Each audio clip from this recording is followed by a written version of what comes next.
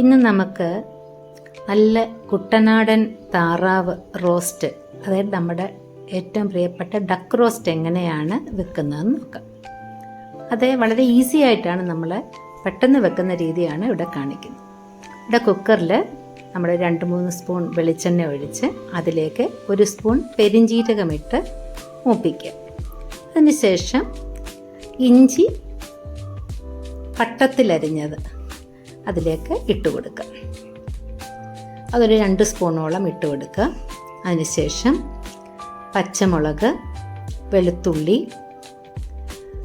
തേങ്ങാക്കൊത്ത് തീരെ ചെറുതാക്കരുത്, നീളത്തിൽ കനം കുറഞ്ഞ് അരിഞ്ഞ തേങ്ങാക്കൊത്താണ് നമ്മൾ ഇതിനകത്തേക്ക് ഇട്ട് കൊടുക്കുന്നത്.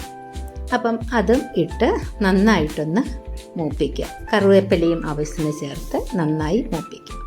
അതിനുശേഷം നമ്മളിവിടെ കുഞ്ഞുള്ളിയാണ് കുറച്ചെടുത്തിരിക്കുന്നത്. 1 കപ്പ് ചെറിയ ഉള്ളി നമ്മൾ അരിഞ്ഞിട്ടുണ്ട്. അതുപോലൊരു 4 സവാള, ഇത്രയും നമ്മൾ എടുത്തിട്ടുണ്ട്. അപ്പം അത് വിട്ട് നന്നായിട്ട് വഴറ്റുക.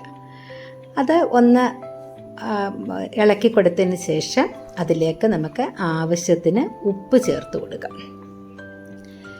ഉപ്പ് ചേർത്ത് കൊടുത്ത് നന്നായിട്ടതിനെ വഴറ്റി മൂപ്പിച്ച് എടുക്കാം. നമുക്ക് താറാവിൻ്റെ ഇറച്ചിയുടെ പ്രശ്നമെന്ന് പറയുന്നത് അതിനെപ്പോഴും ഒരു ചെറിയ ചെവ കാണും. അത് മാറാൻ വേണ്ടി നമ്മൾ വിനെഗറിലോ അതുപോലെ തന്നെ ഉപ്പുമിട്ട് നന്നായി കഴുകിയെടുക്കണം. അതിന് ശേഷമേ നമ്മൾ കുക്ക് ചെയ്യാനായിട്ട് നമ്മൾ ഉപയോഗിക്കാം. ഇപ്പം നമ്മളിതിലേക്കൊരു 1/4 ടീസ്പൂൺ മഞ്ഞൾപ്പൊടി ഇട്ട് കൊടുത്തിട്ടുണ്ട്. അതിനുശേഷം 2 സ്പൂൺ മല്ലിപ്പൊടി, 2 സ്പൂൺ മുളക് പൊടി, ഇത്രയും നമ്മൾ ചേർത്തു. നന്നായിട്ടൊന്ന് വഴറ്റുക. മല്ലിപ്പൊടിയും മുളക് പൊടിയും ചൂടാകുന്ന നേരത്ത് നമുക്കതിലേക്ക് വേണ്ട അടുത്ത മസാല ഇട്ട് കൊടുക്കാം. 1 സ്പൂൺ ഗരം മസാലപ്പൊടി നമ്മൾ ഇട്ട് കൊടുത്തിട്ടുണ്ട്. ചെറിയ സ്പൂൺ 1 സ്പൂൺ ഗരം മസാലപ്പൊടി ഇട്ട് കൊടുക്കുന്നു. അതുപോലെ തന്നെ കുരുമുളകിൻ്റെ ടേസ്റ്റ് നന്നായിട്ട് നിൽക്കണം. 1 സ്പൂൺ നല്ലതായിട്ട് കുരുമുളകും ചേർക്കുക. താറാവിന് എപ്പോഴും ഇഞ്ചിയുടെയും കുരുമുളകിൻ്റെയും ടേസ്റ്റാണ് നമുക്ക് കൂടുതലായിട്ട് എടുത്തറിയേണ്ടത്. ഇതിൻ്റെ പച്ചമണം മാറുന്നതിനായിട്ട് നല്ലതായിട്ട് നമ്മൾ ഇളക്കി കൊടുക്കാം. അത് നന്നായിട്ട് അതിൻ്റെ മസാലകളെല്ലാം ചൂടായി കഴിഞ്ഞാൽ നമ്മൾ ഏകദേശം 1 കിലോയോളം താറാവിൻ്റെ കഷ്ണങ്ങളാണ് എടുത്തിരിക്കുന്നത്. അത് നമുക്കതിലേക്ക് ഇട്ട് കൊടുക്കാം. എന്നിട്ട് കുക്കറിൽ അത് നന്നായിട്ടൊന്ന് വഴറ്റുക.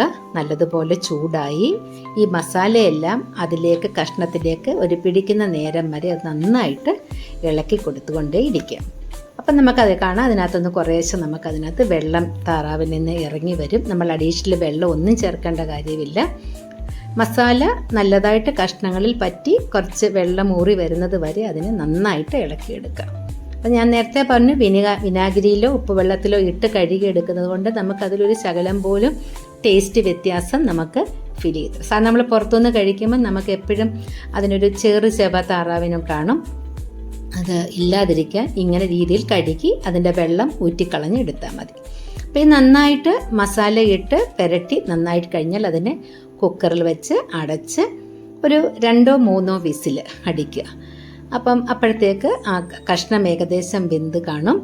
അപ്പോൾ അതിനുശേഷം നമ്മൾ തുറന്ന് നോക്കുമ്പോൾ നോക്കിക്കേ, നിറച്ച് വെള്ളമുണ്ട്. കഷ്ണമൊക്കെ മൂടി നല്ലതുപോലെ വെള്ളമുണ്ട്. ഞാൻ ഒരു തുള്ളി വെള്ളം പോലും ഇതിനകത്ത് ചേർത്ത് കൊടുത്തിട്ടില്ല. ഇനി ഇത് നന്നായിട്ട് ഇളക്കുക. അപ്പം അങ്ങനെ ഇളക്കി ഇതിൻ്റെ ചാറ് ഇപ്പം നല്ലതായിട്ട് കുറച്ച് കഴിയുമ്പോഴത്തേക്ക് കുറുകി വരും. വെള്ളം വറ്റി നല്ലതായിട്ട് ചാറ് കുറുകി വരും. അപ്പം ഇതിൽ നമുക്ക് എപ്പോഴും ഞാൻ പറഞ്ഞു താറാവിൻ്റെ ടേസ്റ്റ് നന്നായിട്ട് നിൽക്കാൻ വേണ്ടി ഒരു ചെറിയ കഷ്ണം ഞാൻ നമ്മുടെ കൊടംപുളി, മീൻപുളിയാണ്, ഒരു കൊച്ചു കൊടംപുളി ഒരു കഷ്ണം ഞാൻ ഇട്ട് കൊടുത്തിട്ടുണ്ട്. അത് 2 തക്കാളിക്ക അരിഞ്ഞത്, 2 ടൊമാറ്റോ ചെറിയ പീസാക്കി നമ്മൾ അരിഞ്ഞു, അതും നമ്മളിതിലേക്ക് ഇട്ട് കൊടുത്തു. ഇനി ഇത് നന്നായിട്ട് ഇളക്കി വറ്റിക്കുക. കഷ്ണം ചിലപ്പം ചിലതിന് വേവാൻ കുക്കറിൻ്റെ ചില 2-3 വിസിൽ മതിയായിരിക്കും.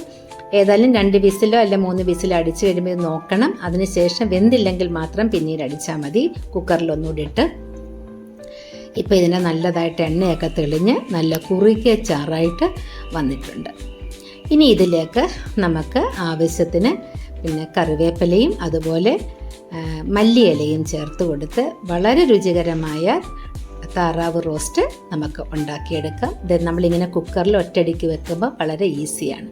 എൻ്റെ ചാനൽ നിങ്ങൾക്ക് ഇഷ്ടപ്പെട്ടാൽ സബ്സ്ക്രൈബ് ചെയ്യാൻ മറക്കരുത്.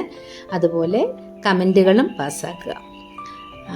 ഇനിയും ഇതേപോലെയുള്ള റെസിപ്പികൾ നിങ്ങൾക്ക് കിട്ടാൻ വേണ്ടി സബ്സ്ക്രൈബ് ചെയ്യാൻ മറക്കാതിരിക്കുക. Thank you.